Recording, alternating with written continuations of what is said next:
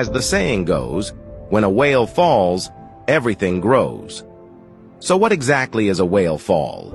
It turns out that whales are born with a special ability to sense their own death in advance. When a whale receives a notice of death, it will quietly leave the colony. Swimming alone to a quiet sea? What's it doing here? Waiting to die? Not really. It's here to perform the most romantic of death rituals. When everything is ready, the whale will use its last strength to jump up on the surface of the sea. It must look good and have a good posture. Then it falls back to the surface, starting the whale fall. At the moment when the whale makes its last impressive move and falls back into the sea, the whale closes its eyes and stops breathing. It passed away peacefully. Then the whale's body will slowly fall from the surface to the bottom of the sea. This is the whale fall. During the whale fall, the stage of life begins. Sharks and eels will be the first to notice. So when the carcass sinks, they rush in to eat it.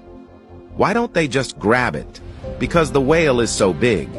It would take months for them to eat it all together. There's no need to grab it. When the carcass hits the bottom, the crustaceans come in. They feed on the proteins and organic matter in the whale's body. They even set up camp on the carcass, eating and reproducing. They stay for 2 years, until all that's left is a skeleton.